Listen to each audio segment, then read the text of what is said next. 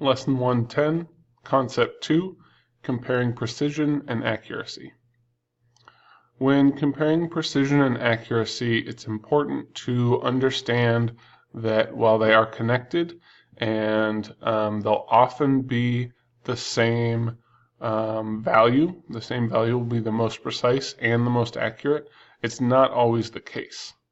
All right, as we talked about in the last video, the most precise measurement is the one with the smallest unit, and for accuracy, the most accurate is when you are getting as close to the true measure of whatever number you're looking for.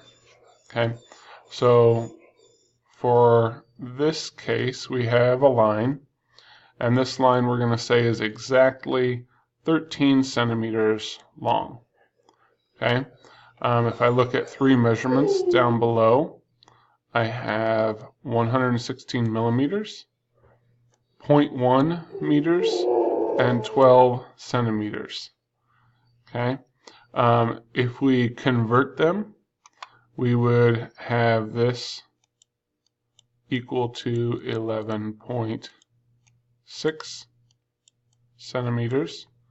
This one would be 10 centimeters, and this would be 12 centimeters. When we convert them to the same units, it's easy to see that this first one, 11.6 centimeters or 116 millimeters, is our most precise measurement.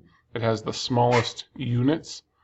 However, that's actually farther away, so it's less accurate for a true measure of this line than 12 centimeters. Okay, so in this case we have a more precise measurement that is not the most accurate.